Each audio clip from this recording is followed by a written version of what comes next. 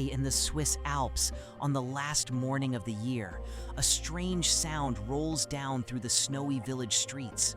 It is not church bells and it is not sleigh bells. It is dozens of enormous bells strapped to the bodies of walking men. Some of these figures are covered in ribbons, carved wooden hats, and thousands of tiny glass beads catching the winter light. Others are covered instead in straw, pine branches, and twisted twigs, looking like the forest itself had gotten up to walk. This is Silvesterchlausen, a New Year's tradition from the Appenzell region, and it has almost nothing to do with fireworks. Instead, small groups of costumed men move from house to house, ringing, yodeling, and wishing each household well for the year ahead. Nobody in these groups shows their face. Every single participant performs completely hidden behind a mask or a painted disguise. And every single one of them, without exception, is a man, continuing a role that has been passed down for generations. The custom is old enough that nobody living today can say exactly when or why it truly began. The earliest written record dates back to 1663, though most historians assume the custom is even older. For well over 3 centuries, this ritual has returned to the same snowy hillsides on the very same date every single year. To understand why an entire region still dresses like this once a year, you first have to meet the 3 very different disguises. Locally, the costumed performers are called Kläuse, and they come in 3 distinct types, each with its own look and mood. The first type are called the schöne, meaning the beautiful ones, dressed in rich, glittering, carefully embroidered costumes. Their tall, flat wooden hats depict entire miniature scenes of everyday village life, carved by hand and covered in glass beads. The second type are the wischte, meaning the ugly ones, wrapped instead in straw, pine cones, moss, and twisted fir branches. They look less like people and more like a small, walking thicket of forest, wild and untamed by design. The third type, the Schuhwischte, blend both looks together, natural materials but arranged in careful, elaborate patterns. Despite the name, none of these costumes are actually meant to frighten anyone. All 3 types share the exact same warm purpose. Each performer straps on dozens of large round bells, some as big as a small drum, arranged carefully across the back and chest. The bells are not just decoration. Together, 90 pounds or more of metal can hang from a single performer's body. Performers walk, sway, and gently bounce through the snow, letting the bells ring out in a steady, rolling rhythm. That rolling bell rhythm is meant to do one specific job: to symbolically chase the old year out and welcome the new one in. Groups of performers are organized into small teams called shuppel, usually 6 people working together as one unit. Within each shuppel, 2 performers dress as women, called roli, while the rest, the shelly, carry the bells. Together, the group performs a wordless, layered yodel called Zäuerli, a haunting, harmonized call passed down by ear alone. There is no songbook for it. Every note, every harmony is learned the old way, listening, practicing, and singing alongside others. It is a sound built entirely for open, snowy air, carrying clearly across quiet village streets and frozen fields. The performance itself follows an old, informal route. Groups move from farmhouse to farmhouse, greeting whoever answers the door. At each stop, the group rings, yodels, and offers a New Year's wish before the household offers something warm in return. Traditionally, that something is hot spiced wine or a small glass of schnapps, meant to keep performers warm through hours outdoors. Performing in these costumes for hours, often in freezing temperatures, takes real stamina, especially while carrying that much weight. Some of the larger headdresses alone can weigh several pounds, balanced carefully atop a performer's head for the entire day. Making one of these costumes can take months of work, often passed down and rebuilt within the same family, year after year. Craftsmen carve the wooden hat scenes by hand, then string thousands of tiny glass beads across the surface, one by one. A single schöne headdress can take an entire winter season to finish, worked on quietly between the busy months of farm life. There is a curious detail tucked into the calendar itself.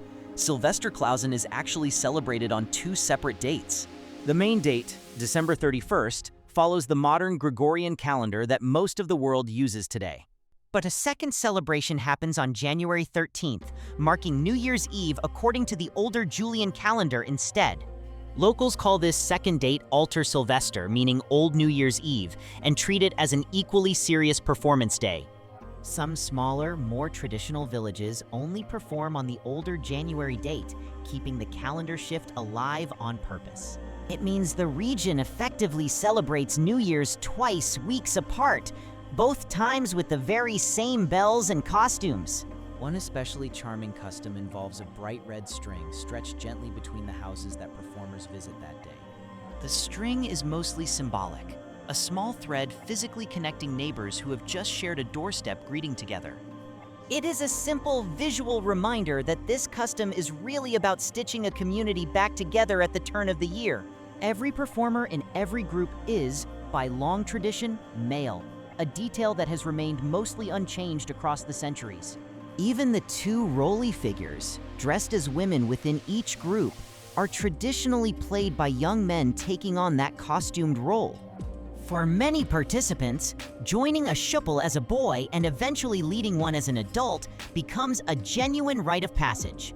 Fathers teach sons how to carve, how to bead, how to carry the bells, and above all, how to hold the Zäuerli harmony correctly.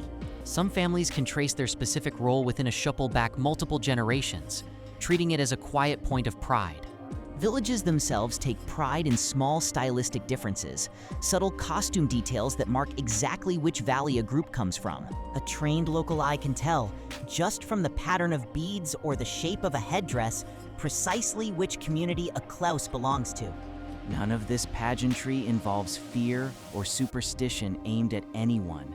It is, at its heart, a neighborly, door-to-door good wish. Households often prepare in advance, setting out warm drinks and small treats, expecting visitors they may not immediately recognize. Recognizing a specific performer is nearly impossible, and that is entirely the point of the elaborate full-face disguise. Stripped of individual identity, performers become something closer to a shared community symbol rather than any one specific person. Tourists have, in recent decades, started showing up to watch, though the custom was never originally built as a public spectacle. Locals have largely welcomed the added attention, while keeping the actual walking route unchanged, family to family, farm to farm. The Swiss National Museum has documented the tradition closely, noting its unclear origins but very clear, enduring community role. Some historians link the ritual loosely to older midwinter customs found across the Alps, driving away the dark half of the year.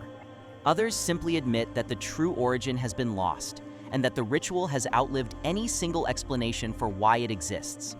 What has clearly survived, regardless of origin, is the specific combination: bells, disguise, yodel, and one shared winter doorway. That combination has proven durable enough to survive more than 350 years without needing an agreed-upon reason. It has simply kept working. Neighbors greeted, a new year welcomed, and an old year sent off with one enormous ringing rhythm. Modern life has crept in gently, but the core walking, ringing, singing route has resisted most attempts at real change. Some younger performers now document their own preparation on video, quietly teaching the beadwork and Zäuerli technique online. Even so, the actual costumes are still built almost entirely by hand, using the very same natural materials as centuries earlier. Local associations now help coordinate routes and safety, especially as visitor numbers on December 31st have grown. Photographers and filmmakers occasionally follow specific shuppel for an entire day, documenting a tradition rarely filmed up close. Interest from outside Switzerland has grown too, with short films and photo essays introducing Silvesterchlausen to wider audiences. Yet performers themselves largely describe the custom the same way their grandfathers did, a duty to their village, not a show. Costumes are still repaired, not replaced, each season, patched and rebeaded rather than rebuilt entirely from scratch. A well-kept headdress might be worn by the same family for decades, gaining small dents and stories with every winter it survives. Some villages have added modest safety adjustments, like reflective strips for evening walking, without touching the core design. The Zäuerli yodel, too, has stayed almost entirely oral, resisting formal sheet music in favor of direct, ear-to-ear teaching. Local schools in some Appenzell communities now introduce children to the basics of yodeling as part of regional cultural education. That early exposure helps ensure the specific, layered Zäuerli style is not quietly lost between one generation and the next. Even as travel and tourism increase, the actual walking route on the day itself is still decided locally, farmhouse by farmhouse. No outside organization schedules where a shuppel goes. That decision still belongs entirely to the group and its home village. In an era of constant digital connection, Silvesterchlausen remains stubbornly, deliberately local, walked, not live-streamed, at its core. Step back, and Silvesterchlausen starts to look like a very old answer to a question every culture eventually asks itself. How do you mark the ending of one year and the beginning of another in a way that actually brings neighbors together in person? Switzerland's answer involves no countdown, no screen, and no midnight toast. It involves bells, disguise, and a long walk in the cold. That walk only works because someone opens the door. The ritual depends entirely on being welcomed, house by house, all day long. Hiding every performer's identity turns a very personal visit into something bigger. Not one man at your door, but the whole village. That is a clever trick tucked inside a very old custom. Anonymity making the greeting feel universal instead of merely personal. The bells do something similar.